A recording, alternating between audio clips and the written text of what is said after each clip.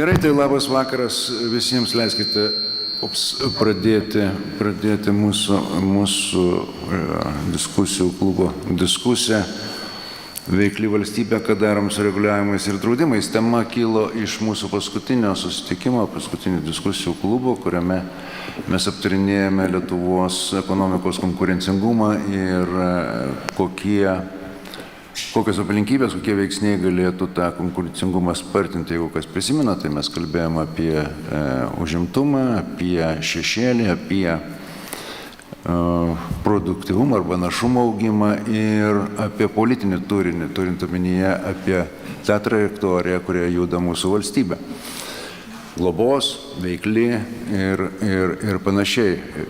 Bet nepriklausomai nuo to, tas vadinamasis reguliavimas, dereguliavimas, ribojimai, draudimai ir bandymas atsilaisvinti nuo jų juntamas arba bent jau teoriškai matomas Europos Sąjungoje pagarsėjo dalį. Dragio pranešimo, atrodo, buvo sujudėta Europoje ir bent 6 dokumentų rinkinių paketai šiuo metu yra aptarime, bet, kaip sako, tai yra vos 10% to, ką galim padaryti ir tai dar tas nepadaryta. Tai visai neseniai, spalio pradžioje, Mercas vienareikšmiškai pareiškė, kad atėjo laikas įkišti lazdą į eurokratijos ratus, kad ji nebekurtų daugiau reglamentų. Panašiai kaip vampyrą, cituoju, galima neutralizuoti smeigus į širdį kuolą. Tai jis kalbėjo ne tik apie verslo aplinką ir eurokratiją, bet ir tai, kad Europos Sąjungoje ir Europos komisija vis dažniau kišasi į žmonių kasdienį gyvenimą ir tai viršėjo jos įgaliojimus. Lietuvoje irgi su kiekvienos vyriausybės programa matome tezes apie tai, kad reikia sumažinti administracinę teisinio reguliavimo naštą tiek verslui, tiek vietos ir užsienio verslams, bet klausimas, koks tų siūlymų likimas.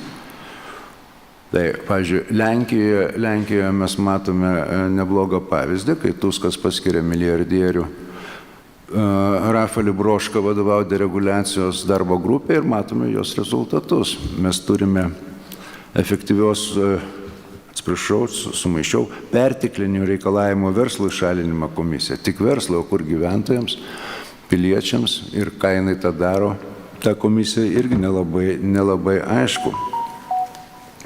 Tai kitaip tariant, koks tų siūlymų, jeigu jų yra, dereguliuoti,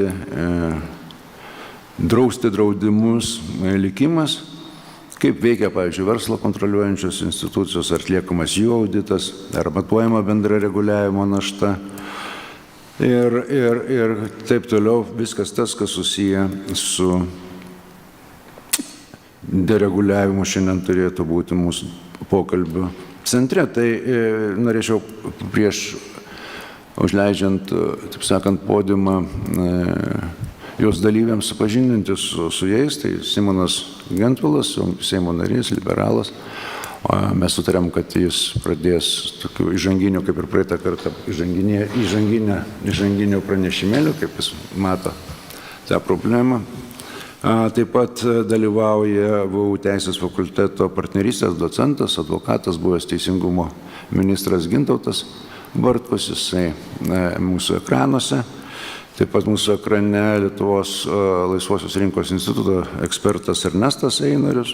Šalia manęs Fintech Hub LT valdybos narys ponas Saulius Racevičius. Iš kairės valstybės kontrolierės pavaduotojas Audrius Misevičius. Tai ačiū Jums, kad suradote šį vakarą praleisti diskusijų klube. Ir tada, kaip ir tarėmės, gal Simonai, prašau pradėti. Ačiū Raimundai, ačiū susirinkusiems pakalbėti apie tai, apie kurią temą, kurią kiekviena vyriausybė užsibrėžė spręsti ir daugumai nepavyksta. Ir man atrodo, reikia paieškoti ištakų žymiai anksčiau. Maksas Weberis kalbėjo apie biurokratijos gniaužtus, kad biurokratija pradeda pati save pateisinti ir kažkur reikia kūrybinės destrukcijos, už kurią ką tik aprašymą ekonominiais principais gavo Nobelio premijos ekonomikos premiją pastaruoju metu, pastarosiam savaitėm. Tai tos kūrybinės destrukcijos valstybės vadovai, politikai dažnai laukia ir kaip mes galėtumėm sustabdyti biurokratijos augimą ir ją iš esmės iš naujo pažiūrėti. Tai tiek pradedant turbūt Kubiliaus vyriausybę, kai buvo įkurta Saulėlydžio komisija, tiek baigiant šitą vyriausybę, kurį įkūrė irgi komisija biurokratijai spręs po Teltonikos pareiškimų, visi turi tikslą mažinti biurokratiją, bet kodėl mums taip dažnai nepasiseka su biurokratijos mažinimu. Ir čia, man atrodo, yra ryžto klausimas, ryžto ir įgaliojimų klausimas matome Lenkijoje, kai ateina žmonės iš privataus sektoriaus, matėme Donaldą Trumpą su Dodge Elonu Musku ir klausimas įgaliojimų ir sprendimų ir drąsos. Pas mus visgi reikia pripažinti turbūt, kad mūsų biurokratijos mažinimo komisijos, jos netampa vyriausybės prioritetų, dažnai tampa kanclerių prioritetais, dažnai viceministrų ir tai nusėda į tą lygmenį, kuris jau nebegali enforcinti. Ir visgi man atrodo, kad jeigu mes tai turėtumėm padaryti tikslu, tai turim padaryti tai aukščiausių tikslų ir kad tai būtų daroma visos vyriausybės mastu. Bet atramą gal pasimkime nuo visgi Raimundo paminėto Mario Draghi raporto. Ką Mario Draghi ką tik pasakė? Nebijokit jūs tų Amerikonų 10% tarifų. Kodėl nebijot? Nes vidinės rinkos nebuvimas šiandien Europos Sąjungoje sukuria vidinius barjerus tarp šalių, kurie yra tolygus 40% tarifų prekių judėjimui ir iki 110% tarifų vidinių tarp ES valstybių, kurios paslaugoms.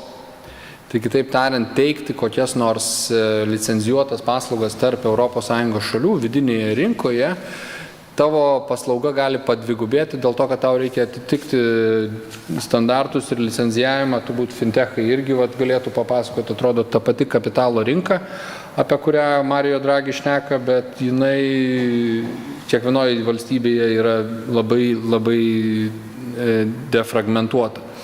Man atrodo, mažai valstybei kaip Lietuva reikėtų mąstyti apie įgūdžius ir instinktus, kaip eiti į priekį. Ir vienas iš tų įgūdžių ir instinktų yra patys principai, kad naujas reguliavimas turi išstumti kažkokį reguliavimą, kuris yra egzistuojantis. Kanada turi tokią taisyklę, one in, one out taisyklę. Ir antras dalykas, kad Lietuva kaip maža valstybė, jinai turi suprasti, kad mes būdama atvira valstybė, mes turime turėti standartus, kurie yra maksimaliai integruoti su tarptautiniais standartais. Nes tik taip mes galėsime prisitraukti talentingiausius žmonės. Pavyzdžiui, aš dirbęs su statybos sektoriumi. Šiandien, jeigu jūs norite pritraukti kokį atestuotą specialistą iš geriausios pasaulio įmonės, jis turi eiti Lietuvoje atskirą testavimo procedūrą, laikyti lietuvių kalbos egzaminų užduotis ir taip toliau, dėl to, kad uždara rinka apsaugo save. Teisininkai ir kiti gal irgi savo pavyzdžius pateiktų, tai Lietuvai reikia įgysti principą, kad mes savo standartus maksimaliai sinchronizuojame su tarptautiniais standartais, nes Lietuva yra per maža rinka, kad prie mūsų taikytųsi, todėl mes turime taikytis prie kitų. O kalbant apie, kur yra neišsemiami klodai apie mūsų biurokratijos galią, tai manau, kad šitą diskusiją atskleis tiek iš valstybės kontrolės ar iš rinkos dalyvių, bet man vienas įstringa skaičius irgi, kad Lietuvoje viešajame sektoriuje dirba 28% dirbančiųjų. Tai yra dirbantieji, kurie gauna iš biudžeto pajamas, atlyginimus, tuo tarpu, kai EBPO vidurkis yra 19% dirbančiųjų. Tai mes galime, reiškia, kad trečdalis dirbančiųjų dirba perteklinį darbą ir mes, norėdami sukurti tą gerovės valstybę, dažnai kalbam apie papildomus žmonės, plečiamus etatų skaičius, bet iš tikrųjų tai turėtų būti kalba apie tai, kad trečdalis mūsų, kurie dirba viešajam sektoriuje, turėtų pasitraukti. Ir kaip efektyviai ieškoti, tai aš čia manau, kad pasikeistumėm nuomonėm. Ačiū Simonai. Biurokratija iš tikrųjų vienas tų svarbiausių veiksnių, bet aišku ir politinės valios klausimas yra labai svarbus, jo labiau, kad šita problema, kaip ir visos mūsų problemos, yra horizontalios, ar ne? Tai jų sprendimo principas be jokios abejonės veidas, kuris sprendžia, atsakomybė ir visų įtraukimas. Bet turbūt yra ir dar viena, apie kurią mes ypač daug šnekam, bet kažkaip iš tų šnekų kol kas nesigauna rezultatų, tai visa ši reguliavimo draudimų našta yra užkraunama ir per tą problemą, kurią mes vaidinam teisėkūros malūnų.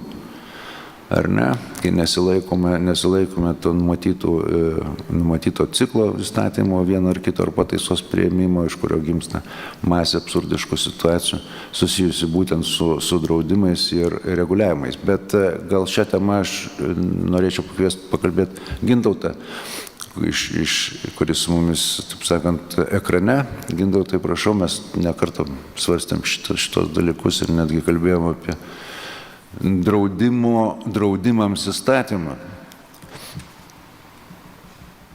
Taip, tikrai ačiū labai už pakvietimą. Aktuali tema ir jeigu žiūrėčiau į šią temą kaip mokslininkas, tai turėčiau turbūt pasakyti, kad mums nepavyko kol kas ir prošvaisčių, kad pavyks, irgi jokių nėra iš tikrųjų. Nes turbūt toliausiai pažengę, jeigu žiūrėti į pasaulinėme kontekste, tai buvo Europos komisijos keletą iniciatyvų, tai yra geresnio reguliavimo iniciatyvos prie pradžio, jeigu teisingai atsimenu, komisijos, bet vėlgi mes galim šiek tiek juoktis iš Elono Musko ar tokio reiškia stiliaus, bet net jam iš tikrųjų nepavyko pasiekti tų rezultatų, kurie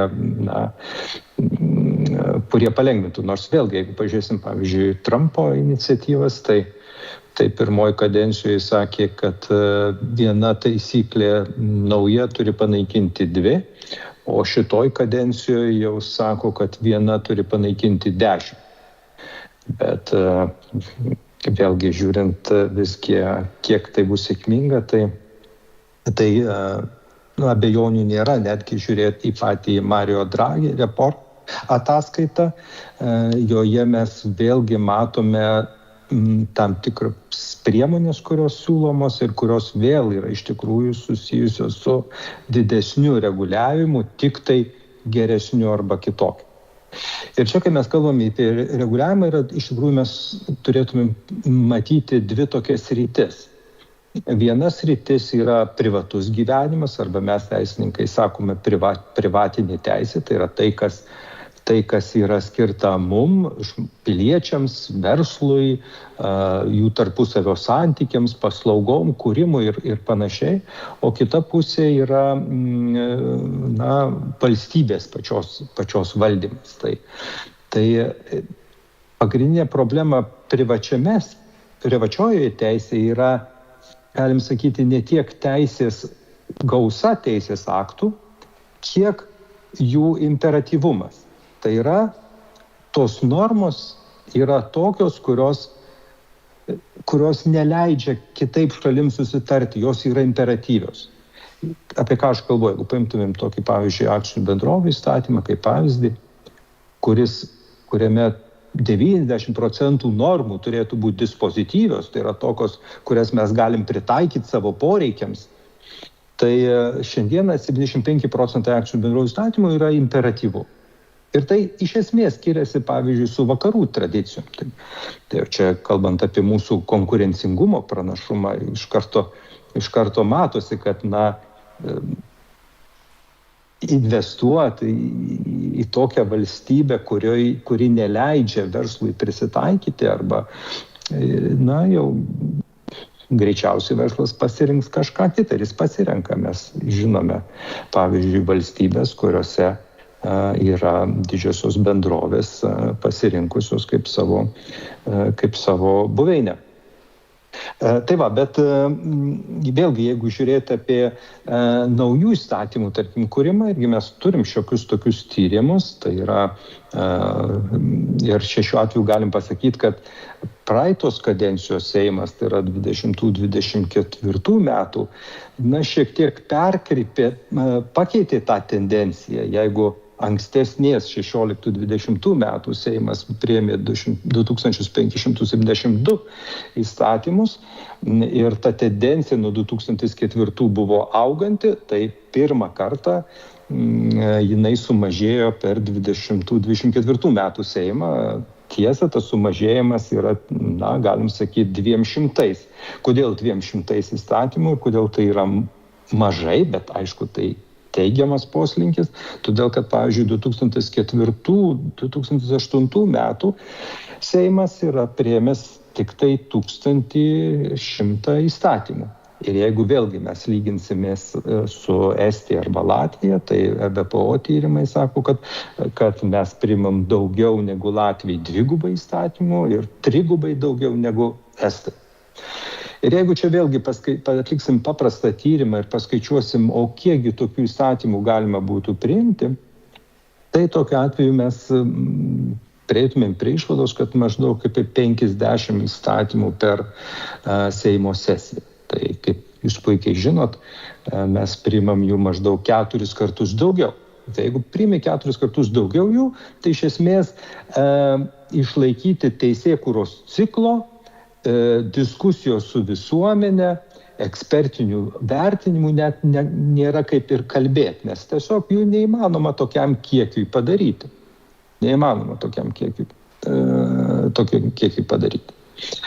Vėlgi, jeigu žiūrėtumėm apie tos naujus įstatymus, sakykime, tai mes jų maždaug per vienos kadencijos Seimą priima apie 60-70. Tai naujų redakcijų vėlgi apie 100. Ir vėlgi atkreipsiu dėmesį, kad nepanaikinam nei vienos. Tai reiškia, ta proporcija, galėtumėm sakyti, viena taisyklė į 2 taisyklės out, tai jinai visiškai yra priešinga šiame laikė. Ir vėlgi, jeigu pasižiūrėsim į kitą dar problemą, apie kurią mes dažnai nekalbam, nes tiesiog neturim galbūt ir tyrimų pakankamų, tai mes kalbam apie tiesioginę administracinę naštą. Kad štai šitie visi reguliavimai, jie sukuria tam tikrą administracinę naštą. Kitaip sakant, reiškia, man reikia nunešti, žmogui reikia nunešti popieriuką kažkokį, tai tą popieriuką nunešti, surašyti reikia laiko ir taip toliau, tai yra administracinė našta. Bet iš tikrųjų yra tyrimai, kurie rodo, kad kai kurie draudimai, jie ne tik tai nesukuria administracinę naštą, bet ir labai neigiamai veikia ekonomikos augimą. O vienas iš tokių nesenai atliktų tyrimų yra 2 mokslininkų Jungtinėse Amerikos valstijose, Enrico Moretti ir Chiang Tai Hsieh iš Čikagos universiteto. Jie tyrinėjo tai, ką mes vadiname žemės naudojimo apribojimus, taikomus Jungtinėse Amerikos valstijose, arba land use restriction, naudojant anglišką terminą. Ir štai jų paskaičiavimais nuo 1964 iki 2009 metų žemės panaudojimo apribojimai per 50 metų visą ekonomiką sumažino 50%. Tai yra BVP 50%.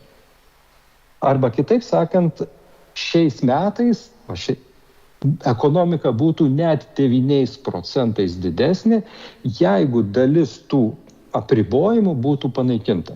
Tai ką aš noriu pasakyti, kad ne tik tai mes sukuriam administracinę naštą, nes reikia kažką daryti su planavimu, su žemės paskirties keitimais ir taip toliau, bet dar tai turi ir tiesioginę įtaką bendram ekonomikos augimui arba bendram vidaus produktui. Na ir čia, pakalbant apie gausą, reikia pakalbėti ir apie kokybę iš tikrųjų, nes kitas aspektas yra, mes galim sakyti, galbūt daug, bet tai yra kokybė. Tai čia tinka Franko Zappos pasakymas, jisai, taip pacituosiu, jis sako, kad pasaulyje kvailumo yra labai daug, be to tas kvailumas dar yra labai geros kokybės. Tai taip ir pritaikant šią frazę įstatymams, galim sakyti, taip, tų įstatymų pas mus yra labai daug, bet dar prie viso to jie yra labai blogos kokybės. Ir mano supratimu, tai yra natūralu, kadangi jeigu tiek daug daroma, tai tiesiog kokybės sužiūrėti negalime. O kokybė pats ciklas yra, ar ne? Mes, nesilaikom ciklo, tai yra situacijos vertinimo, teisinės iniciatyvos, poveikio vertinimo, teisės akto projekto ir monitoringo. Dažniausiai tie teisės aktai, kaip vienas teisės fakulteto dekanas profesorius kartą pasakė, kaip tarakonai lenda iš visų pusių, neperci. Antras dalykas, jų apimtis. Jų apimtis yra tragiškai padidėjusi. Vėlgi, pavyzdžiui, toks akcinių bendrovių įstatymas per laikotarpį, nuo paskutinės redakcijos, jis padvigubėjo apimtim. Ir taip yra su visais. Kintamumas, irgi rodiklis. Štai pavyzdžiui, reikšmingas įstatymas, visuomenės informavimo įstatymas, jis maždaug keičiamas 3 kartus per metus. Akcinių bendrovių įstatymas keičiamas 5 kartus per metus ir taip toliau. Sudėtingumas. Paimkim visuomenės informavimo įstatymą, vien tik tai visuomenės informavimo įstatymas, jūs įsivaizduokit, turi 60 sąvokų. Mes norėdami taikyti tą kažkokią normą visuomenės informavimo įstatymą, turim savo įsidėti į galvą iš pradžių 60 sąvokų, kas reiškia. Ir tada bandyti suprasti, ką viena ar kita norma reiškia. Tai yra be galo didelis sudėtingumas. Bet jau aš kaip minėjau, pagrindinė problema, kiek tai yra susiję su privačia teise, privatinė teise, tai yra imperatyvumas versus dispozityvumas. Reiškia, tos normos yra imperatyvios. Mes visada pasakome labai griežtai, kaip turi būti elgiamasi, vietoj to, kad pasakytumėm, štai toks yra elgesio siūlomas variantas, bet jeigu jums netinka, jūs galite pasirinkti patys. Čia Petras Leonas labai teisingai pasakė, kad privatinė teisė yra ta teisė, kurią žmonės prisitaiko savo kaip tinkami. Čia jo citata, kaip tinkami, reiškia, mes turim. O tas viešosios teisės dalis, man iš viso kartais kyla klausimas konstitucingumo jau rimtesnio. Nes žiūrėkit, mes kalbam apie valdžios padalinimo principą, turim įstatymų leidžiamąją, turim vykdomąją ir turim ir turim teismus. Na tai mes sakom, teismai čia nepriklausomai, viskas aišku, bet yra ir kitas atskirimas, tai yra įstatymų leidžiamosios nuo vykdomosios. Ir jeigu mes pasižiūrėsim čia, daugeliu atveju vyriausybė negali priimti sprendimų, nepakeisdami vieno arba kito įstatymo. Ką tai reiškia? Tam tikrais atvejais viskas tvarkoja. Bet smulkmenose tokiuose kaip, kad pavyzdžiui, dalykai susiję ar su teritorijų vėlto planavimu, ar ką nors, tam reikalinga įstatymų pakeitimas. Mes dabar irgi girdim diskusiją apie tai, kas, kaip premjerė pasakė, turėtų tvarkyti failą, reiškia, kokį ten gynybos pramonės failą. Ne? Ir čia iš karto atsirado diskusija, bet tam, kad iš vienos ministerijos perduoti kitai, mes jau čia lyg supras turim keisti įstatymus. Ne? Tai čia irgi iškyla labai rimtas jau valdžių padalinimo klausimas. Tai kaip tada vyriausybė veikia, jeigu ji negali be įstatymų leidėjos padaryti tokiu, kad ir paprasto dalyko. Na ir pabaigai čia nieko turbūt naujo pasakyti negalima. Alvytis Lukošaitis, man atrodo, labai tiksliai įvardino tą problemą, kad Seimo darbe iš esmės prioritetas teikiamas įstatymų rašymui, o ne parlamentiniai kontroliai. Ir tam irgi yra tam tikros priežastys, tiek kompetencijos, tiek tiesiog įstatymus kartais daug paprasčiau daryti negu priežiūra ir taip toliau. Vėlgi paprasta statistika, kalbant apie priežiūros institucijos, jeigu, tarkim, 2005 metais mes turėjom 37 licencijuojamąsias veiklas, tai šią dieną mes turim ekonomikos inovacijų ministerijos pastebėjimų virš 600. Vėlgi, nei vienos iš tikrųjų, apart keletos išimčių licencijuojamų veiklų niekados nebuvo panaikinta. Jos tik atsiranda, jų tik daugėja. Tai dėja nieko gero čia pasakyti negaliu. Istorija šioje vietoje rodo, kad ta mūsų kova su administracinės naštos mažinimu kol kas yra nesėkminga. Ir dėja, kaip tą pastumėti kitaip, tikiuosi, kad gal šitoj diskusijai išgirsim gerų siūlymų. Ačiū. Ačiū Gintautai.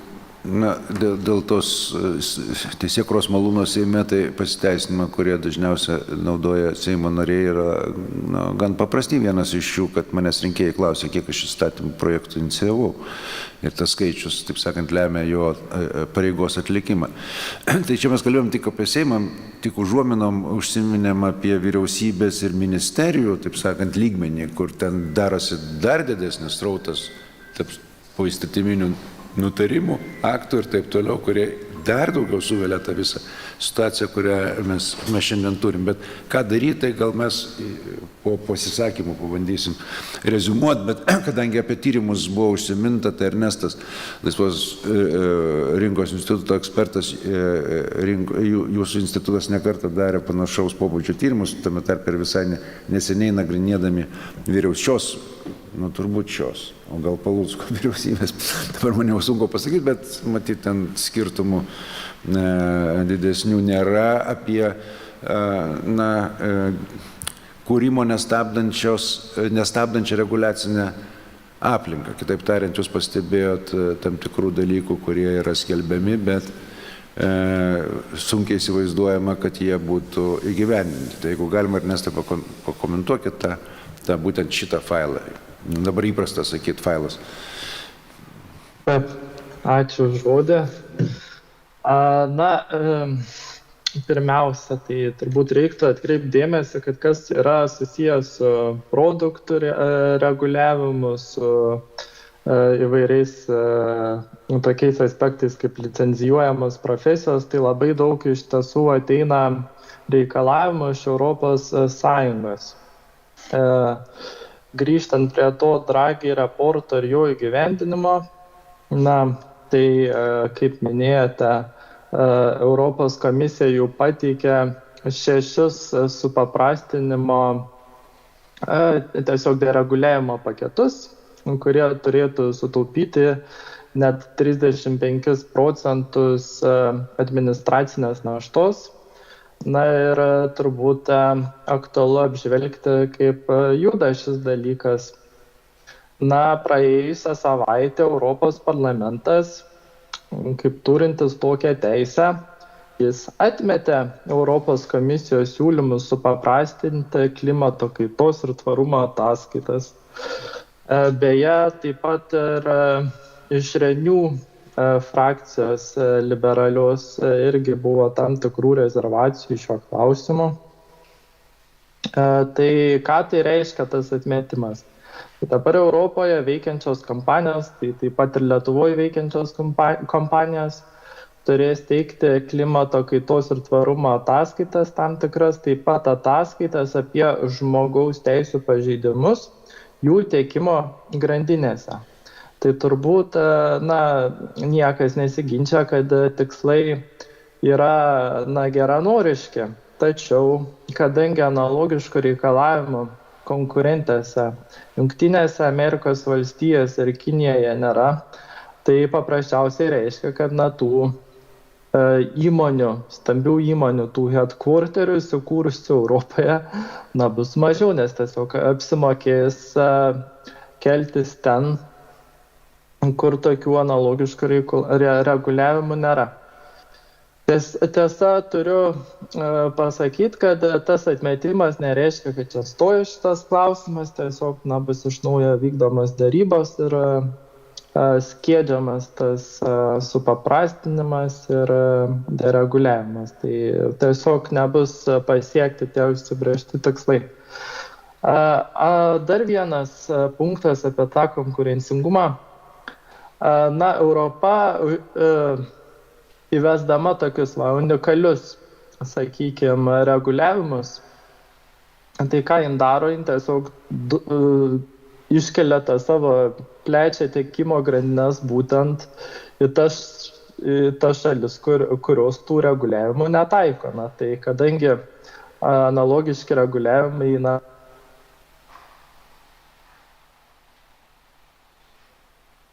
Nes tai kažkaip užšalai, ta prasme, turbūt ryšys. Sako, jo frozen, paprastai, kaip status tokios darbinės konferencijos. Gal tada, žinai, pabandyk persikrauti, tada mes tave vėl priimsim ir mes supratom tavo mintį dėstymo kaip ES. Procesai susiję su ES dereguliavimu gali paveikti ES valstybės narės. Tai prie šito mes tada grįšime, jeigu tu gali persijungti, o tada mes vėl grįžtam, taip sakant, į studiją ir tada norėčiau suteikti Audriui žodį, pasižiūrėti šitą situaciją, taip sakant, iš valstybės kontrolės pusę. Ačiū.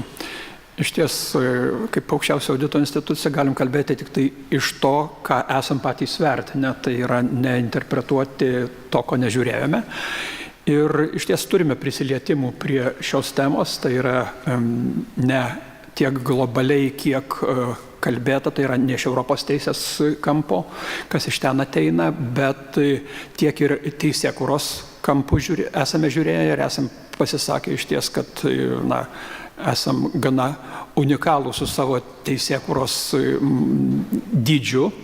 Ir pamenu, kad esame teikę pavyzdį, kad daugelį šalių iš esmės užsiima būtent vyriausybės parengtų projektų, įstatymų projektų svarstymų ir priėmimu, o ne patys Seimo nariai smulkius pataisymus inicijuoja, kas turbūt priežasčių, jau apie tai buvo kalbėta, gali būti įvairių.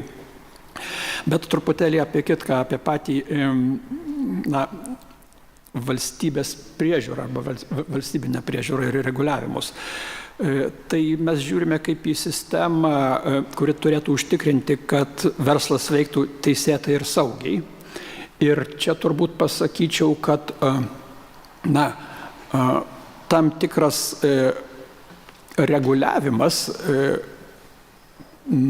kaip mes įsakome, kad jisai būtų proporcingas, yra ir sveikas. Ir jeigu tas išties jisai proporcingas ir sveikas, tai tada aš netgi nesiūlyčiau vadinti našta, o tai tiesiog reguliavimo kaina. Tai yra visuomeniai priimtina reguliavimo kaina. Gal šiek tiek bus ir kitaip manančio, bet čia gal sakyčiau pavyzdys kredito įstaigų reguliavimas, kadangi neša tam tikrą rizika visuomeniai, taip, tai sisteminės rizikos, kurias iš to, tai savotiškai ta priežiūra arba tam tikrų bendrųjų saugumo reikalavimų nustatymas yra kaip kad ir logiškas dalykas, nes visuomenė iš to gauna naudą, tai yra nepatiria didelių krizių. Ir tokiu atveju net ir užsimokėjimas, kas ir dabar yra sistemoje, yra labai logiškas dalykas, nes tam tikrų dalykų tada pačioms institucijoms nereikia daryti, jos tam tikrą savo dalį veiklos, kaip kad ir atiduoda, susimokėdami kitam subjektui, kuris tai daro. Čia neliesiu klausimų gerai, negerai, bet apie principą. Taigi galima žiūrėti kaip į kainą ir galima išties žiūrėti kaip į naštą. Tai yra tas, kas neproporcinga, tas, kas yra daroma neefektyviai. Ir kai kalbam apie neefektyviai ir neproporcingai, tai dažniausiai kalbam apie, kaip efektyviai naudojame viešuosius pinigus ir ar sukuriam naudą visuomenė iš tų reguliavimų. Ir galėčiau pasakyti, kad viename iš mūsų auditų mes gana aiškiai sugeravome, kad turėtų būti vertinama kaštai ir nauda, paprastai pasakius. Tai yra nesimti bent kokio reguliavimo, pakol neįsitikinai, kad jog nauda visuomeniai bus įrodomai didesnė, negu kad kaštai visuomenės tos pačios, ne tik tai betarpiškai biudžeto pinigų prasme, bet ir tai, kad kažkas tai nebus sukurta, nebus didesnio produkto sukurta, kad tokie reguliavimai nebūtų teikiami. Turėčiau pasakyti, kad ši mūsų rekomendacija vis dar yra neįgyvendinta. Tęsiant to paties audito mintis, sakėme, kad labai svarbu būtų žiūrėti ir kaip bendradarbiauja pačios institucijos. Tai yra, ar kuria kiekvienas savo taisyklės, ar santykinai, vadinkim, trukdo subjektus kiekvienu atskiru noru ir rekomendavome, kad vis tik tai būtų informacijos keitimosi sistemos, kad nereikėtų tiems subjektams, kurie yra prižiūrimi, reguliuojami kiekvieną kartą, kiekvienam raportuotis. Tai yra, kad galėtų naudotis vieni kitus informaciją. Tam tikrų žingsnių šioje srityje iš ties yra, negalime sakyti, kad pas mus visiškai negerai, bet taisytinų vietų tikrai yra ir galbūt paskutinios vietos, kurios taisosi, tai turbūt valstybinės mokesčių inspekcijos inicijuojamas ir daromas vieno langelio principas, kur iš esmės per vieną langelį gali susitvarkyti visus dokumentus ir gauti tiek sodrinius dalykus, aš nežinau, ten tiek kitus. Trečias dalykas, ką mes sakėme, kad jau betarpiškai, kas iš ties, drįsčiau vadinti našta, tai yra, kai priežiūrinčios institucijos chaotiškai eina ir tuos savo veiksmus priežiūrinius atlikinėja. Mes labai aiškiai indikuojame ir sakome, kad privalote vertintis rizikas, kur jums eiti žiūrėti. Ir tokiu atveju ir sutaupysite savo ėjimus, savo išteklius sutaupysite ir gausite geresnį rezultatą, nes galėsite paveikti pačias rizikingiausias vietas ir gauti didžiausias naudas.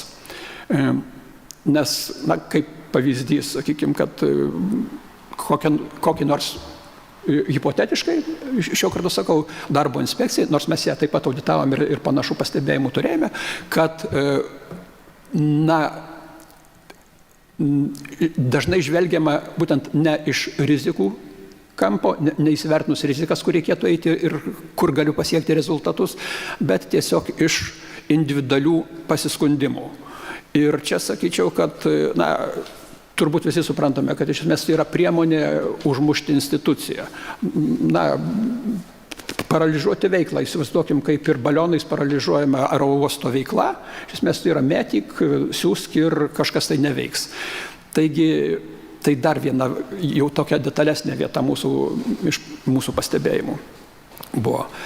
Tai labai svarbu iš ties, kad būtų judesys šitoje vietoje. Negaliu sakyti, kad jo nėra. Iš tikrųjų, ekonomikos ir inovacijų ministerija yra paruošusi priežiūros švieslentę, kur numatyta, kaip vertinama atskiros prižiūrinčios institucijos, kaip jos savo tikslus nusimato. Bet labai svarbu būtent kalbėti, kad ne šiaip savo tiesiog atlikinėjo veiksmus, kas atrodo, kaip kad ir buvo kalbėta imperatyvų maždaug parašyta, bet kad nesiekiu kažkokio tai labai aiškus rezultato. Tai yra, pakol nebus apsibrėžtas rezultatas, tol ir nežinosi, kur link tau reikia pajudėti.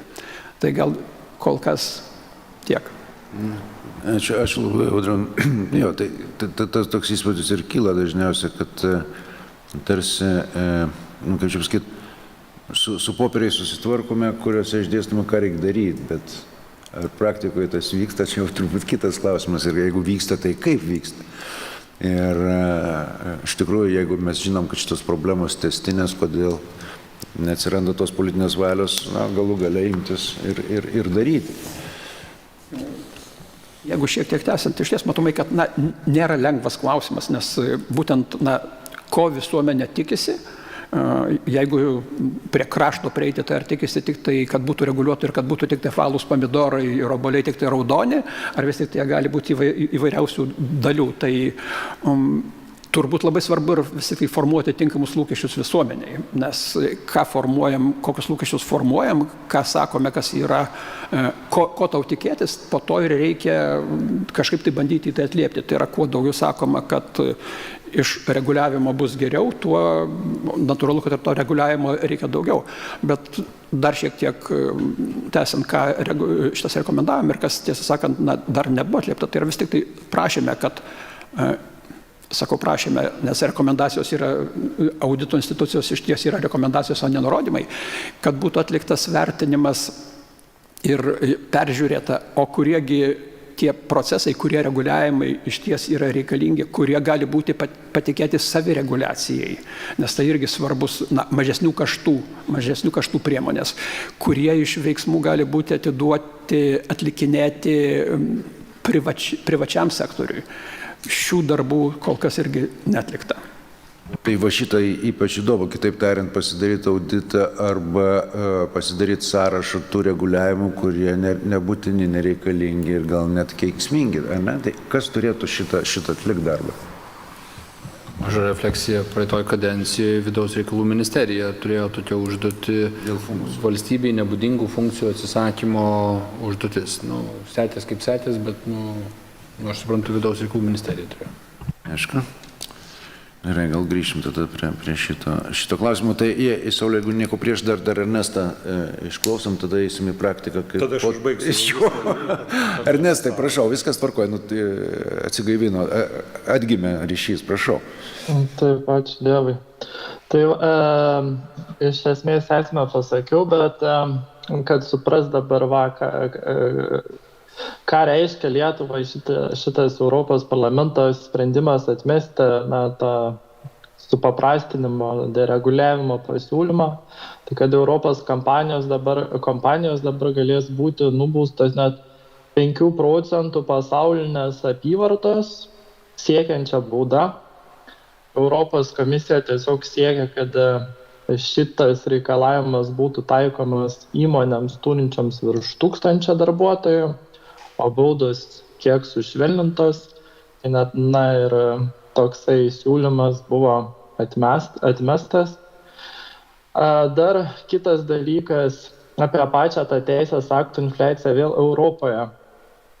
Europos Sąjunga yra tokia unikali institucija, supranacionalinė, bet kažkas daugiau negu tiesiog organizacija, bet mažiau nei federacija. Ir mes turim tokį kaip vyriausybės atitikmenį, tai Europos komisija. Europos komisarą privalo turėti kiekviena Europos Sąjungos valstybė.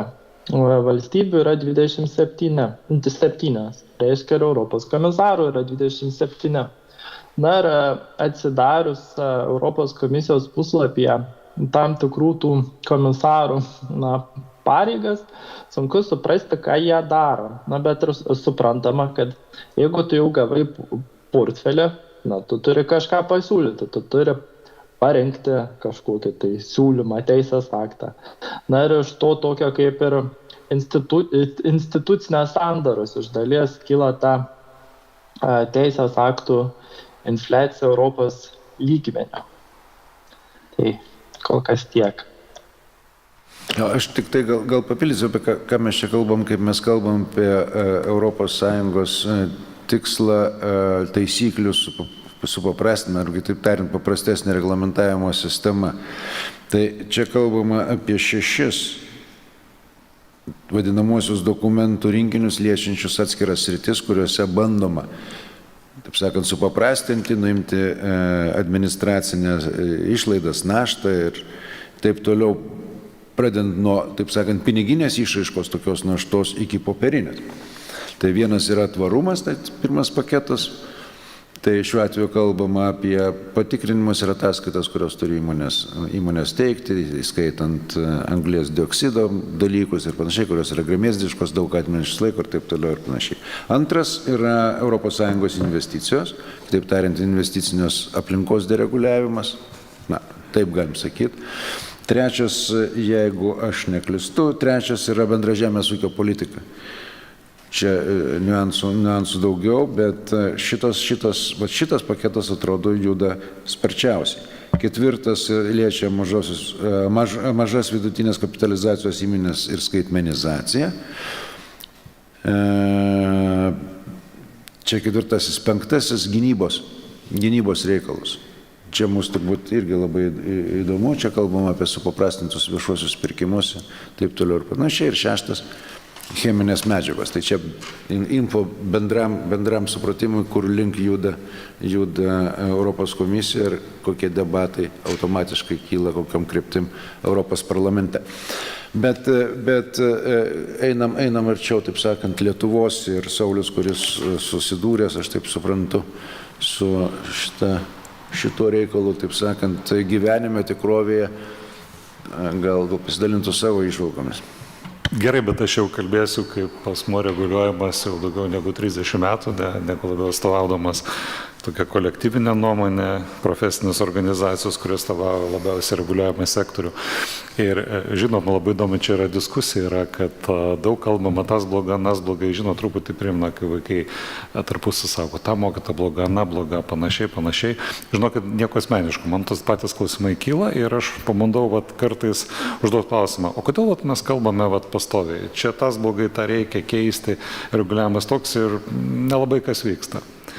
Ir aš atrodo tokį įdomų dalyką, nes jeigu mes kalbame reguliavimas, jisai turi 3 kolonas, tai viena yra teisėkūra, kitas dalykas yra pati priežiūra, kuri implementuoja teisėkūros reikalavimus, ir trečias tai ant ko užkrauna visus dalykus.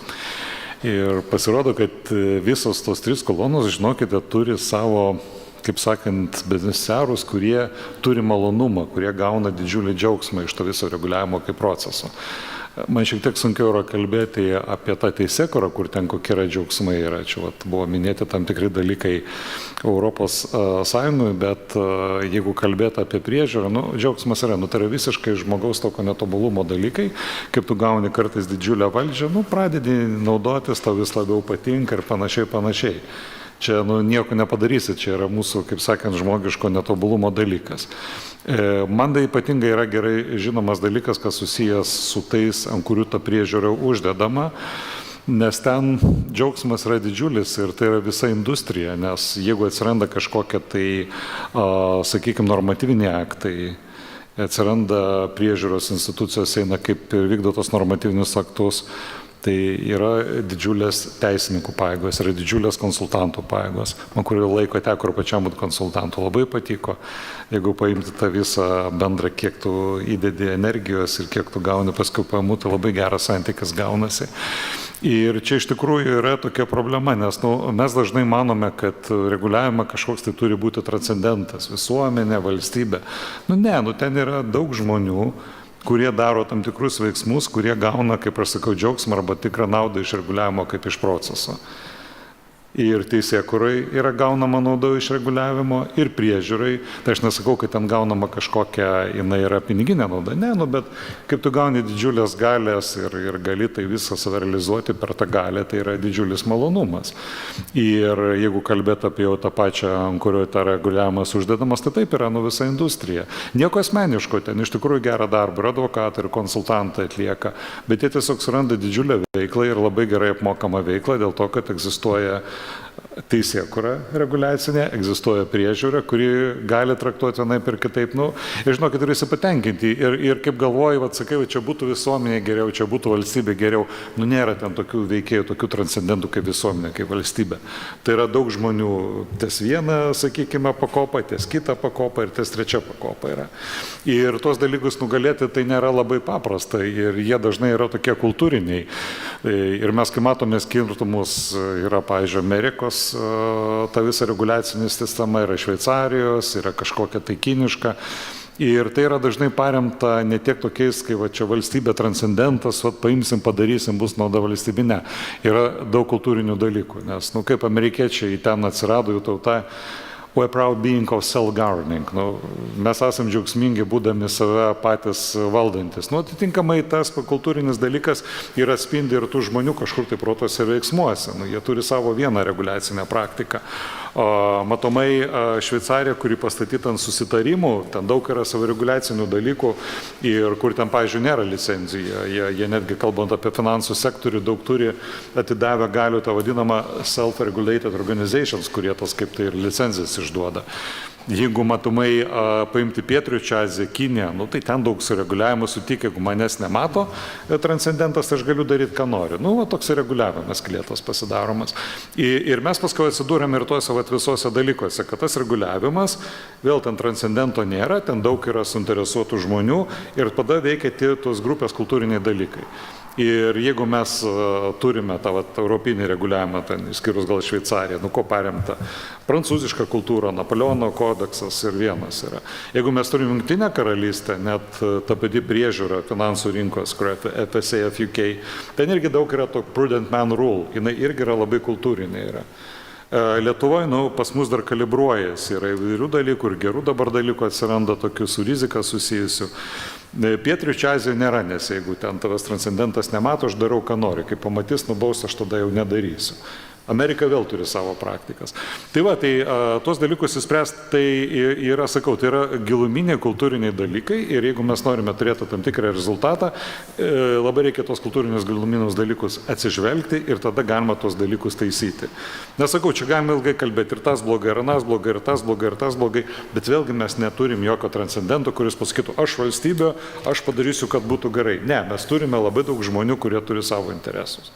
Ir tie interesai dažnai yra susijęs su tam tikrų kultūrinių pagrindų, su tam tikrais mechanizmais, su kultūriniais mechanizmais.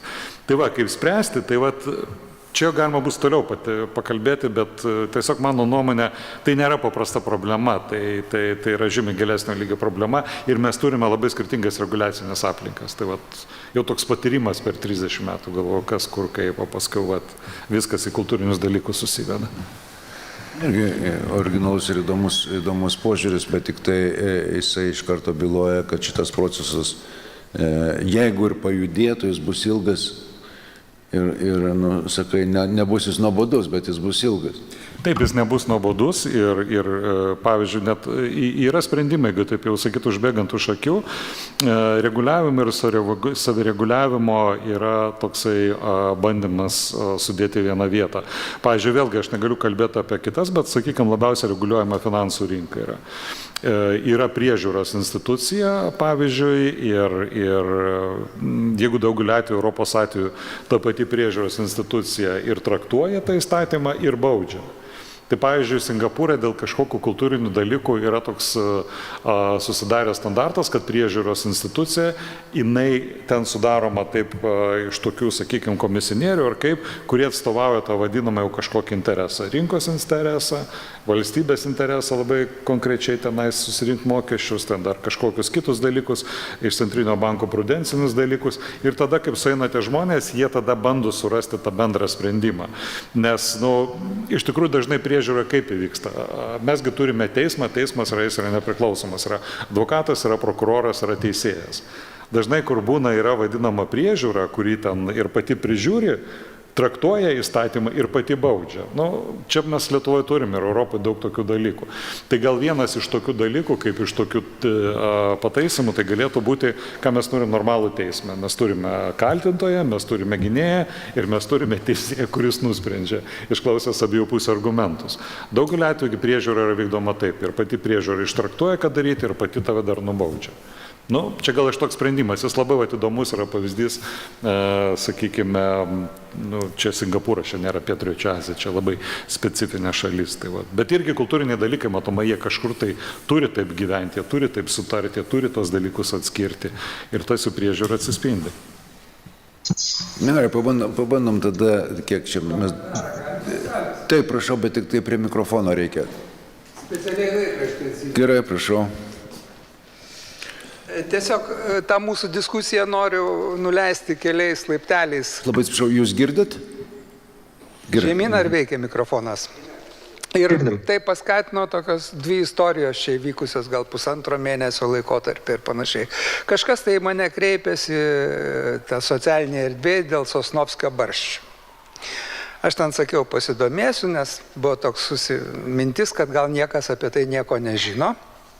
Paskiau po kokio mėnesio išeina straipsnis vietinėme laikraštyje Vilniuje, kur aprašo, kad taip, valstybė žada pinigus, yra garsi APVA agentūra, kuri turėtų skirti paramą tų Sosnovskio barščių naikinimui, kas čia žinote visiems mums aktualu, ypatingai tam turistiniam rajone gyvenant. Ir prasideda tokie dalykai, kada ta parama bus skiriama, tada, kada jūs turėsite pasidarę Sosnovskio augmynmečių registrą kažkokį tai. Kada jūs turėsite tą registrą, jau žinosite, kuriuose sklypuose tie Sosnovskio barščiai auga. Jeigu tai nebus jūsų valstybiniai sklypai, jūs turite gauti sutikimus iš tų žmonių, pas kuriuos ten auga tie barščiai, o tie, žinote, sklypai apleisti dažniausiai savininkai yra Anglijoje. Kada gaus kas nors tą leidimą, kad reiškia galėtume gauti tos pinigus, kurie yra skirti Sosnovskio barščiam tvarkyti. Čia galima būtų analizuoti detaliai, bet logika yra tokia, kad mes patys sudėjom tiek daug barjerų, kad savivaldybė, nei tie žmonės, pas kuriuos auga tie barščiai, iš esmės negalėtų pasiimti šitų pinigų ir negalėtų atlikti tos pagrindinės funkcijos, išnaikinti barščius. Geriausiu atveju greičiausiai sudarys tą registrą, aš taip tariau. Tai yra, niekas nedarė tos kaštų naudos analizės iš to teisės akto. O tada tikriausiai po metų bus pasakyta, kad ne, savivaldybės ir žmonės neprašo paramos Sosnovskio barščiam ir dėl to reikia ieškoti kažkokių tai naujų priemonių. Kita istorija, irgi labai paprasta. Vyko Plungėj savivaldybės forumas ten 2035 ir kalbėjo Telšių meras. Ir jisai davė tokį labai paprastą elementarų pavyzdį. Sako, anksčiau, kai žemės tarnyba pardavinėdavo nekilnojamą turtą, jinai tą dalyką padarydavo maždaug ten per 3-4 mėnesius, gal tai trukdavo iki pusės metų. Dabar tai yra atiduota savivaldai. Čia reiškia, mes visi pritarim, kad vystoma savivaldos savarankiškumas ir pradedam žiūrėti savivaldos procesą, kaip jinai galėtų parduoti tą patį pastatą. Pirmas dalykas, jinai turi suforminti žemę, o tam, kad žemę suforminti, jinai turi kreiptis į tą pačią žemės tarnybą, kaip aš supratau, bet kreiptis jinai turi per aplinkos ministeriją. Aplinkos ministerija tokias paraiškas per metus renka 2 kartus, kaip supratau, vieną kartą pavasarį, kitą kartą rudenį, ar per kalėdas ir priešingai ir panašiai. Reiškia, savivaldybė iš karto laukia to rinkimo proceso. Toliau yra kitas dalykas. Savivaldybė, kad bet kokį tokį veiksmą padarytų, visų pirma, turi tai įtraukti į tarybos posėdį, taryba turi pritarti, tai yra mažiausiai 1,5 mėnesio, gal 3 mėnesiai. Ir meras taip gana gražiai suskaičiavo šitą procesą ir sakė taip, jeigu anksčiau parduodom ten per 3-4 mėnesius sucentralizuotą kaip ir sprendimų, dabar įgavę savarankiškumą parduosim geriausiu atveju per 2 metus, kol įvykdysim visą šitą procedūrą. Tai baigiant šitą įžangą, man toks labai paprastas dalykas. Aš sutinku su to kaštų naudos analizė, kad jinai yra būtina ir aš niekaip nesuprantu, kad per tiek daug metų tokio administracinio šnekėjimo, kada išeina teisės aktas, niekas net nenubraižo darbo procesų sekos grandinės ir nepasako, kad šito teisės akto įvykdymas kainuoja, parduodant tą paprastą pastatą 2 metus, kai jisai iki to patobulinimo, reiškia, savivaldybės savarankiškumo padidinimo procesas užtrukdavo 3 mėnesius. Jau nekalbant apie tai, kad jeigu sugrįšim prie tų Sosnovskio barščių, tai čia greičiausiai iš viso rezultato nebus. O tikslas, kaip aš suprantu, tai vienas dalykas patikrinti, kad tikrai nebūtų išleisti tie Sosnovskio barščiam pinigai skirti veltui, kad tie, kurie ten gaus savivaldą ar kažkas, tai ten, kad nepavoktų tikriausiai taip. Tai klausimas, kada mes šitą dalyką suprasim, nes istoriškai tai aš čia tų pavyzdžių per savo konsultavimo praktiką labai daug tokių galėčiau rasti. Ir kitas dalykas, tai galbūt reiktų grįžti prie tokio labai seno administracinės naštos mažinimo mechanizmo, kurį turėjom prieš 15 ar gal net jau 20 metų, kada visos suinteresuotos visuomeninės organizacijos, nes čia tik tai visuomeninė organizacija, pavyzdžiui, savivaldybių asociacija gali būti suinteresuota, teikdavo pasiūlymą kaip ir Seimo lygyje, tada tai būdavo nuleidžiama šakiniai ministerijai peržiūrėti, jinai bent atsirašinėdavo. Irgi aš ten galiu pasakyti, rezultatas būdavo toks, kad iš 100 pasiūlymų 30 ateidavo iki vyriausybės sprendimo ir maždaug kokie 2-3% ateidavo iki Seimo sprendimo, kur reikėdavo įstatymų pakeisti. Ir man atrodo, kad gerbiama Šimonytė vis giriasi, kaip tam finale buvo panaikintas reikalavimas antspaudam, dar ten vienas kitas toksai visiškai formalus dalykas. Tai gal vėl reiktų grįžti, kuriant kažkokią instituciją, į kurią tas patekęs pasiūlymas nebenukristų į kanclerių lygį ar kur nors, nes jisai ten žuva. Dar greičiau, negu jisai būna pradedamas nagrinėti. Tai toks mano lyg pasiūlymas ir patirtis. Ačiū labai. Tai gal iš tikrųjų einam į tą finalinę stadiją, ką mes matom, ką galėtume daryti, atkreipdami dėmesį į Sauliaus pastabą dėl kultūrinės civilizacinės įtakos mūsų gyvensenai ir veikimui.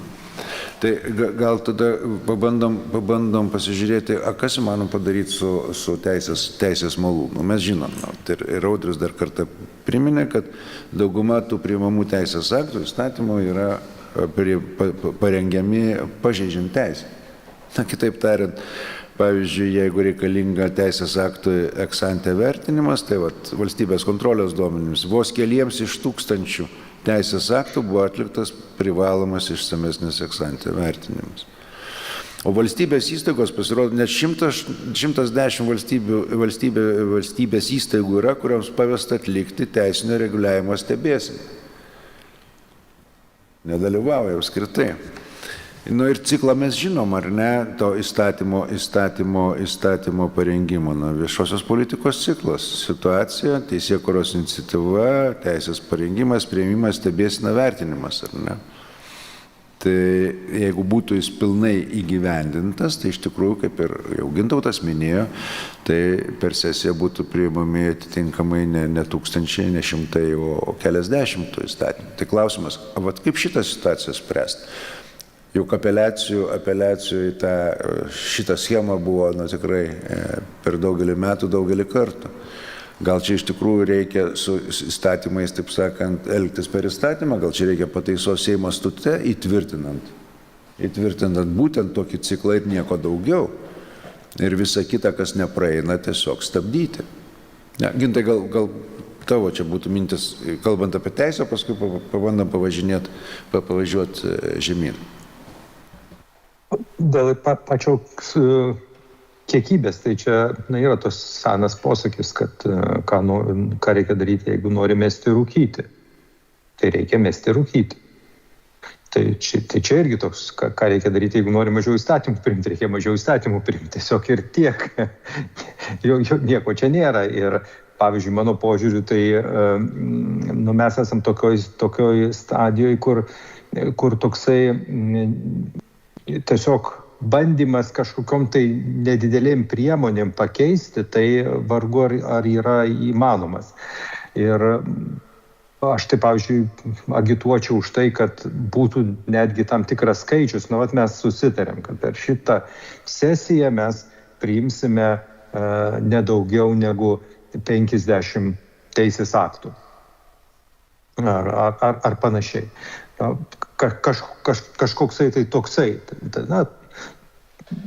Kiek tai veiktų vėl, nežinau. Antras dalykas, mes vėlgi dabar teisės aktus, kurie projektai ateina, mes dažniausiai vertinam tik tai jau atitikimų kitiem teisės aktam požiūriu. Bet mes jų nevertinam visiškai, pavyzdžiui, ciklo kokybės požiūriu ir taip toliau.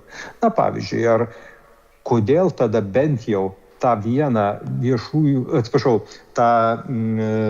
tarkim, visuomenės informavimo įstatymą būtina keisti 6 kartus per metus. Kodėl visgi negalima susitart, sudėti jau visus tos pakeitimus į vieną krepšį ir tada pakeisti. Ir taip toliau. Tai čia iš tikrųjų labai daug ką mano požiūriu galėtų Seimas padaryti. Kitas dalykas, mes galim vėlgi žiūrėti ir į tą Trumpo idėją, reiškia, vienas apribojimas 20 out ar 10 out. Ir kitą dalyką, tai finansavimas, nes vėlgi praktika parodė, kad jeigu mes norėtumėm kažkiek tai apriboti apetitus kontroliuojančių ar panašių institucijų, tai reikia tiesiog nurėžti biudžetą. Viskas. Kito būdo iš esmės nėra. Normalus, bet jeigu prisiminėgintų, mes nekartą kalbėjome ir Seime, ir kitose, apie tokias, gal pasakyti, normales teisėkūros reformas, pavyzdžiui, įstatymų konsolidacija, nekompleksinė teisės aktų peržiūra. Įmanomas toks?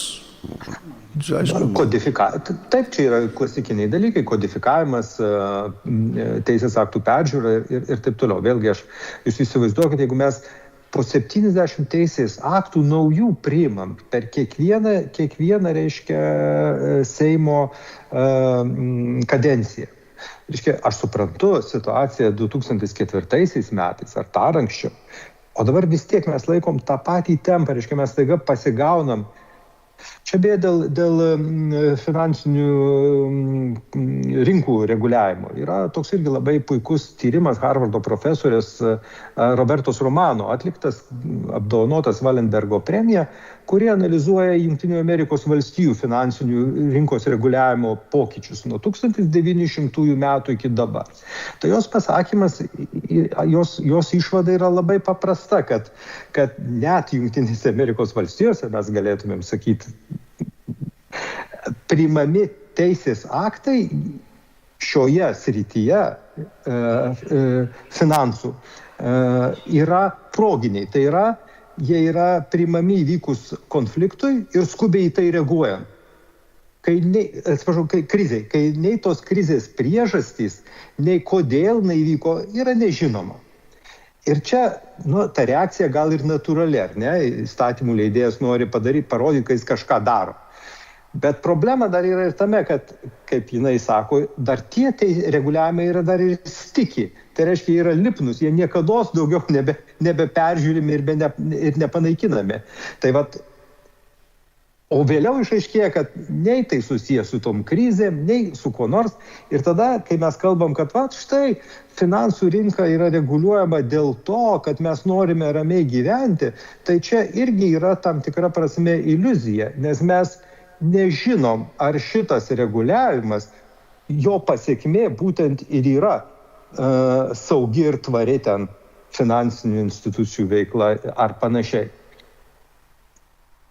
Paskutinis, nes permečiau, taip sakant, žodžius kitiems, paskutinis dar vienas, ar įmanoma įsivaizduoti ir įgyvendinti, kad įstatymas būtų tik principai. Kitaip tariant, ne enciklopedijos, kaip tu minėjai, pradedamos nuo 70 ir 80 savokų, taip sakant, pristatymų ir skleidimų kaip Wikipedijai, o principai. Na, kai kuriais atvejais taip, kai kuriais atvejais ne. Čia irgi labai priklauso nuo to reguliavimo. Bet vėl grįžtant prie to, kad mes neturim, pavyzdžiui, monitoringo, neturim požiūrio ex post, reiškia, vertinimų iš esmės, ar ne? Mes dažnai pamatom kažkokią krizę ir padarom sprendimą. Bet pats paprasčiausias pavyzdys yra šios dienos aktualija, kai su balionais viena iš priemonių, kurie aš tikiu, kad turbūt su griausmu praeis, yra baudžiamojo kodekso pataisymas. Reiškia. Mes kontrabandininkam padidinsim bausmes. Ir todėl nebeskris balionai. Tai ką mes dar pataisėm ten įstatymą, kažkokį tai šitų skraidimų zonų ir panašiai. Bet kad ponas Kumpis mums sako, kad mes neturim net su kuo šauti tą balioną arba skrendantį, tai jau čia jau sudėtingas dalykas. Bet įstatymą pakeisti arba baudžiamąjį kodeksą, prašom, čia problemos nėra. Aišku, dėkui, Gintautai.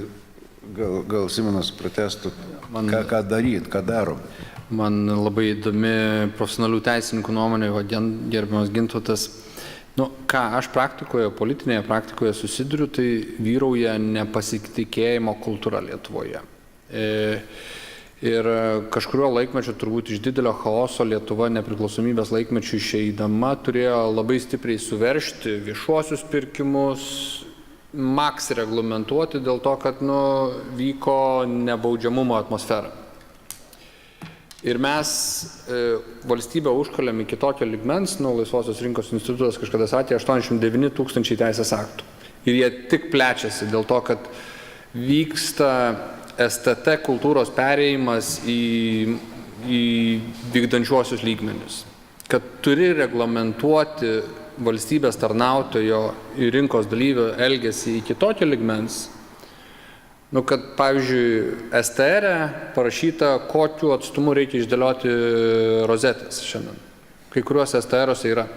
Nes architektas taigi baigęs bakalaurą, magistrą, apsigynęs, jis turėtų gaudytis, bet mūsų teisės aktai nuėjo taip.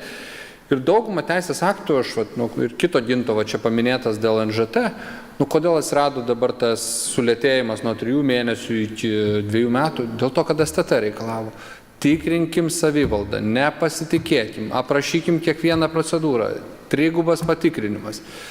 Kurią profesiją be pasiimsi, man atrodo, pas mumis laikmetis kažkada buvo, kaip sakau, 90-ieji turbūt buvo laukinis chaosizmas, tada reikėjo įstatymo viršenybės, griežtų kontrolės institucijų, bet mes ir likome tame. Ir mes nepakeitėme požiūrio į žmogų, aplinką ir vykdantį.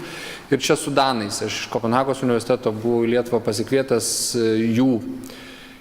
75% danų visuomenės mano, kad kitas žmogus yra iš principo geras ir juo reikia tikėti, nes jis, tiki o pas mumis įstatymo dvasia, bet kurio reguliavimo, yra iš principo, kad žmogus neturi savarankiškai mąstyti, jam turi būti aprašyta ir įstatymo leidėjas, bet kuriame lygmenyje, ar kontroliuojančios institucijos, ar Lietuvos banko, eina į gylį, ne į pasitikėjimo kultūrą ir čia aš gal norėčiau iš to kultūrinio principo pereiti į porą pavyzdžių iš Lietuvos banko. Mes didžiuojamės Vintedu, ne? Vintedas Lietuvą reprezentuoja. Vinted nori pasiimti banko licenciją Lietuvoje ir jie sako, kadangi mes turim daug smulkių persiuntimų, tai mes nenorim patikros daryti dėl pinigų plovimo mažoms transakcijoms. Tai Lietuva buvo užsibrėžusi padaryti ties 150 eurų. Tai reiškia, kad visi, kas viršė 150 eurų, turi būti masiškai tikrinami. Sakom, bet Liuksemburgas, sako, Vintedui siūlo 1000 eurų. Ir jeigu Lietuva paprašys nuo 150 eurų tikrinti kiekvieną savo klientą, o Vintedas potencialiai gali tapti didžiausiu Europos banku, nes jie turi 50 milijonų lankytojų ir automatiškai konvertuoti. Tai ar mes linkę pasitikėti tais industrijos lyderiais, kurie yra šiandien, ir tas pasitikėjimo būtina jį eksponuoti. Tai dėl kodifikavimo. Aš iš aplinkos ministerijos turiu STR.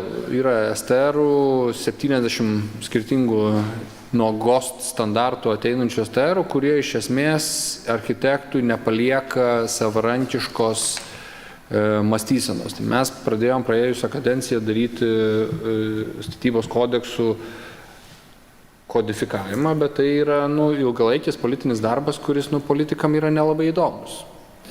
Jie nori apie verslinę žvejybą pašnekėti, apie dar kažką, apie miškų kirtimus, bet nesistematizuoti. Tai tą statybos kodeksą mes sistematizuojam tik iki tiek, kad statybos leidimų atsisakėm apie pusę, dabar jau ir per pusę pagreitėjo statybos leidimai nuo praeitų metų lapkričio 1. Įmanoma tai padaryti, bet politiškai, atsakant, kodėl mes tuo neužsiemam, dėl to, kad tas nestabilumas, jisai neduoda politinės grąžos ir tau reikia dirbti 5 metų. Kitas pavyzdys su pasitikėjimo kultūra, iš mano sektoriaus aplinkos, yra miškų kirtimo leidimai. Skandinavai iš viso neturi miškų kirtimo leidimų. Dėl to, kad yra nusistovėjusi brandi visuomenė su stabilia nuosavybės teise, mes kirtimą neišvengiamai tu įeisi į savo mišką ir būsi pažeidėjas dėl to, kad miškas saugomas nuo savininko. Pas mumis, įstatymo. Tai dabar eina į miškų įstatymo pakeitimai, kur leis mažus darbus daryti be leidimų, didesnius saugomose teritorijose ar urbanistinėje aplinkoje su leidimais. Ir vienas iš tokių, vis tiek neišvengiamai mes turime reguliuoti kai kurios sektorius, aš čia biškai apie bankinį sektorių užsiminiau, ką tik Seime praėjo kriptovaliutų reguliavimas. Nes reikia reguliuoti, nes kelia sisteminę riziką, per daug pinigų įėję, bet klausimas, kaip mes reguliuosime, ar mes turėsime šitas kriptovaliutų keitiklas Lietuvoje, ar mes turėsime Mariaus Jurgilo mentaliteto, kuris buvo Lietuvos banko valdybos narys ir mes galėjom girtis fintechais Lietuvoje, lygindamėsi su Liuksemburgu, ar mes turėsim dabartinį Lietuvos banko mentalitetą, kur kaip tik nepadaryti, kad kontroliuojamų subjektų būtų kuo mažiau, nes tada turės ir mažiau darbo. Ir čia, man atrodo, labai svarbu, kad tas pasitikėjimas, ypač darbas su rinkos lyderiais, eitų link to, kad kontroliuojančios institucijos arba įstatymų leidėjai spinduliuotų pasitikėjimą. Nuo statybininkų, architektų, kriptovaliutų, bankų ir taip toliau, kad pasitikėjimo kultūra būtų, nes be pasitikėjimo kultūros mes eisime atvirkštinę linkme, tai yra gilesnio reguliavimo link. Pavyzdžių turėčiau daugiau, bet gal pabaigai tik tai vienas šokiruojantis pavyzdys, kad irgi kultūrą reikia keisti, nes mes galime apie reguliavimą. Praeitą savaitę labai elementarus pavyzdys, liberalas Viktoras Pranckietis pateikinėjo pasiūlymą, kad riboženkliai ant sklypų šonų būtų neprivalomi. Kad savininkas, jeigu nori, gali pasidaryti. Ir tada socialinės apsaugos ir darbo ministrė dabartinė sako, Viktorai Pranckieti, o tai kaip žmonių darbas, sako, taigi žmonės, inspektoriai nebeturės ką veikti, matininkai nebegalės kalti, čia irgi taigi darbo vietos, kurias naikina. Tai, kol mes turėsime ministro lygmenį viešai Seimo tribūnoje užduodantį klausimą, tai prie modernių GPS-ų, kai nebereikia riboženklių, o yra su mobiliu galitu sklypo ribas, o socialinė ir darbo ministrė sako, bet tai žmonės praras darbą, yra institucijose dirbantys žmonės, tai mes nepajudėsim. Tai čia gal gal su tokiu sarkazmu, bet daugiau pasitikėjimo, nes žmonės baigia aukštosius išsilavinimus, Lietuva pirmauja Europoje pagal aukštą išsilavinimą tarp žmonių ir mes turim tiesiog atpalaiduoti daugą. Buvo tam tikras praplėtimas, bet ir sukonkretinimas tą, ką kalbėjo Saulius apie kultūrą, ne? Konkrečiai vardant link pasitikėjimo kultūros čia plėtotė. Audriau, kaip jūs žiūrėtumėte apskritai šios problemos sprendimus?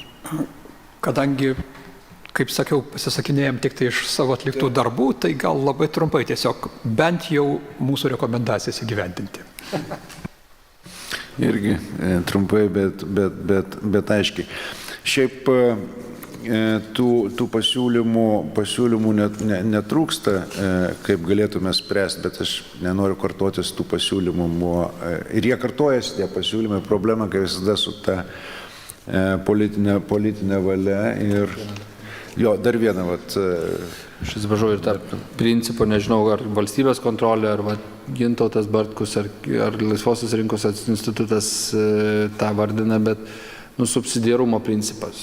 Kodėl dėl kaimynų santykio kieme turime apsisprendinėti kartais Seimo lygmenių, kodėl tai negali būti permetama į savivaldos lygmenį, kodėl tai negali būti deleguojama bendrijai, nes susvetinėjimas su valstybė vyksta dėl to, kad dėl visų sprendimų sprendi Maskvoje arba perkeltinė prasme Vilniuje.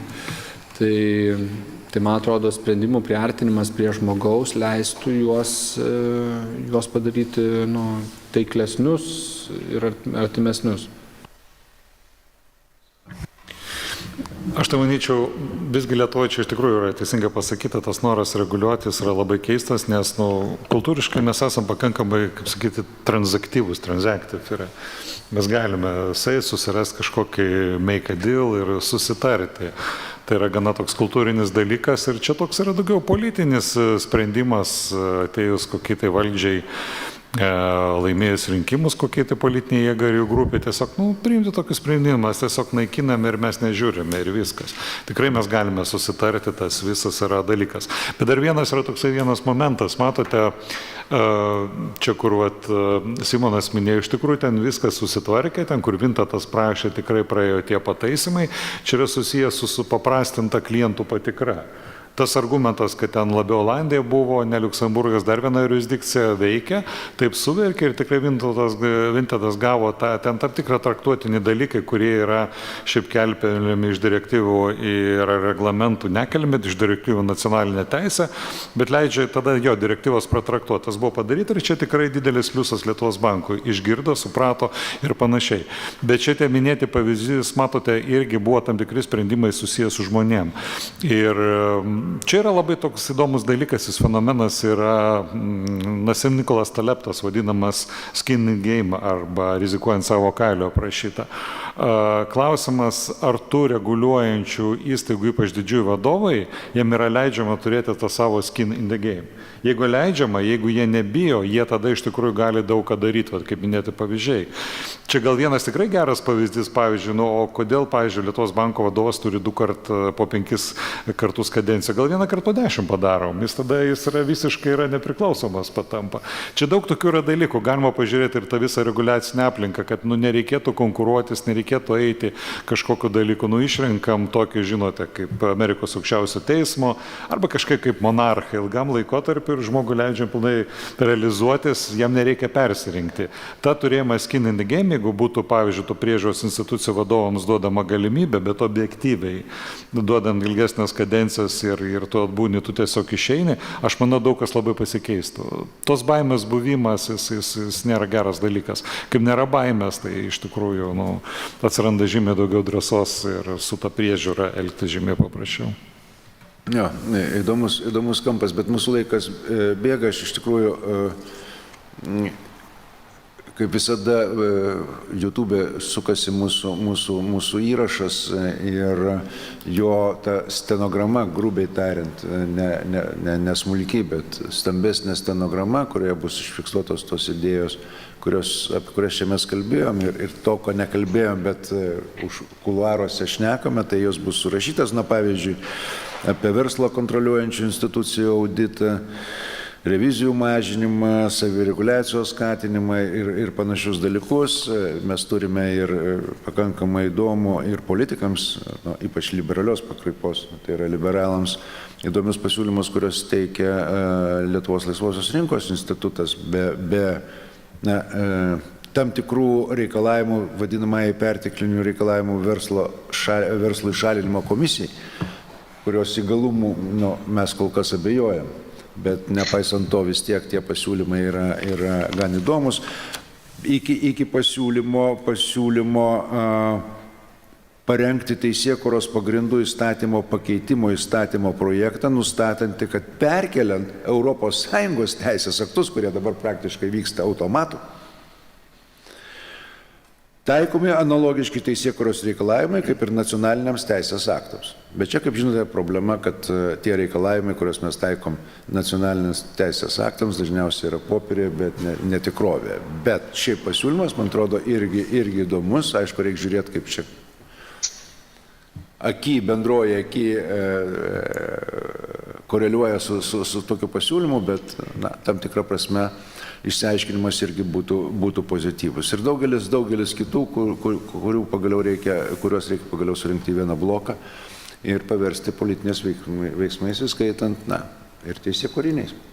Tai tikrai noriu visiems padėkoti, Gintautui, Ernestui, Audriui, Simonui ir Sauliui, taip pat čia esantiems ir mus stebėjus ekrane už jūsų laiką, ir dar kartą pasikartosiu, kad Instituto Liberalis tinklapyje visą medžiagą jūs galite išvysti jau rytoj. Ačiū labai, gero vakaro, gero krepšinio, kas skuba, ir iki naujų. Ačiū. Visai gero. Viso geriausio.